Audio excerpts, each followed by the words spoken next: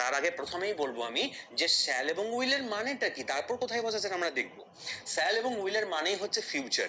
দেখো ফিউচার মানে ভবিষ্যৎ, সেটা কিন্তু একটা মশাও জানে, সেটা কিন্তু একটা মাছিও জানে, সেটা কিন্তু সবাই জানে। মশা কিন্তু জানে যে তার ফিউচার কি, একটা মাছি কিন্তু জানে যে ফিউচার কি। তাহলে আজকে আমরা ফিউচার মানে ভবিষ্যৎ সেটা কিন্তু একেবারে ইউজ করবো না।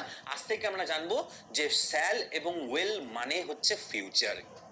শ্যাল এবং উইলের পরে যখন ভার্বের বেসিক ফর্ম বা প্রেজেন্ট ফর্ম বসে যায় তখন সেটা ফিউচার টেন্স হয়ে যায়। তাহলে শ্যাল এবং উইল মানে কি ফিউচার। এর পরবর্তী ক্ষেত্রে সেন্টেন্সগুলো আমরা এক এক করে দেখে নিই চলো, যে কোন কোন ক্ষেত্রে শ্যাল বসে এবং কোন কোন ক্ষেত্রে উইল বসে। তাহলে দেখতে পাচ্ছ পার্সনস এর ক্ষেত্রে শ্যাল এবং উইল কোথায় বসে। পার্সনস দেখে আমরা এক এক করে লিখেছি আই, উই, ইউ, ইউ, এরকম করে আমাদের এক এক করে পার্সনস গুলো দেওয়া আছে, এবং শ্যাল এবং উইলটা কোথায় বসে সেটা দেখে নাও। পিওর ফিউচার মানে সম্পূর্ণ ভবিষ্যৎ বা মানে সাধারণ ভবিষ্যৎ যদি বোঝানো হয়, মানে আমি যাব, আমি খাবো, আমি গান করব, এরকম যদি পিওর ফিউচার যদি হয়, ঠিক আছে, তারা খাবে, তারা যাবে, তারা গান করবে, সে খাবে, সে যাবে, সে গান করবে, এই যে গল্পগুলো যদি আছে পিওর ফিউচার যদি হয়, তাহলে শ্যাল এবং উইল কোথায় বসে দেখে নাও। দেখো একটাই নিয়ম বলবো, আই শ্যাল আর উই শ্যাল, এটাই বলবে। আয়ের ক্ষেত্রে শ্যাল হয় আর উইয়ের ক্ষেত্রে শ্যাল হয় যদি সেটা পিওর ফিউচার বোঝায়, তবেই হয় আই শ্যাল এবং উই শ্যাল। পরবর্তী ক্ষেত্রে যত যা যা আছে ইউ, ইউ, হি, শি, ইট, সুভাষ, মিতা, যতগুলো আছে সবারই ক্ষেত্রেই কিন্তু তুমি উইল লিখে দেবে। আবারও বলছি, যদি সিম্পল বা ফর্মাল ল্যাঙ্গুয়েজে, দেখো দুরকম ল্যাঙ্গুয়েজ হয়, একটা হচ্ছে ফর্মাল আর একটা যেটা ফর্মাল নয় সাধারণত। তাহলে যেটা ফর্মাল ওয়েতে, যেমন তুমি আমার সঙ্গে ফর্মাল ওয়েতে কথা বলছো, সেক্ষেত্রে কিন্তু অবশ্যই আই শ্যাল এবং উই শ্যাল এটা ইউজ করবে, কখনোই আই উইল ইউজ করবে না। এবার প্রশ্ন আসছে যে আমরা তাহলে উইলটা কোথায় ইউজ করি।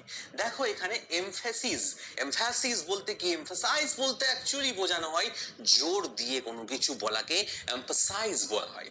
তাহলে যখনই আমরা কোনো কিছু জোর দিয়ে বলবো, যেমন কি আই শ্যাল গো, আমরা এখানে গোর ভাবটা লিখতে পারি, আই শ্যাল গো মানে আমি যাব, কিন্তু আমি এখানে কি বলছি আই উইল গো, মানে শুধু যাব না, যাবই, সেক্ষেত্রে আমরা অবশ্যই উইল লিখবো। তাহলে আই উইল, উই উইল, এখানে আই শ্যাল উই শ্যাল হয়েছিল, এটাকে আমি চেঞ্জ করে দেখো এখানে লিখে দিয়েছি আই উইল এবং we will.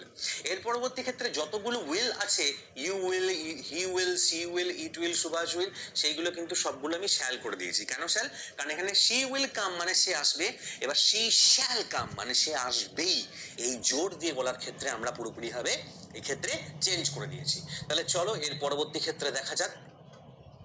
Next, Rimpa will, দেখতে পাচ্ছ রাজ এন্ড রাজু উইল, যদি এটা ফর্মাল ল্যাঙ্গুয়েজ ইউজ করি, আর যেটা নন ফর্মাল অ্যাকচুয়ালি সেক্ষেত্রে সবসময় শ্যাল ইউজ করবে। শ্যালটা কোথায় ইউজ করি আমরা, এই ক্ষেত্রে নন ফর্মালের ক্ষেত্রে, বা যেটা ফর্মাল অ্যাকচুয়ালি নয়। প্রিয়া এন্ড টিয়া দেখতে পাচ্ছ উইল, এবং প্রিয়া এন্ড টিয়া পরবর্তী ক্ষেত্রে শ্যাল বা জোর দিয়ে এমফাসাইজ বোঝানোর ক্ষেত্রে দে উইল, এবং তার সঙ্গে সঙ্গে দে শ্যাল।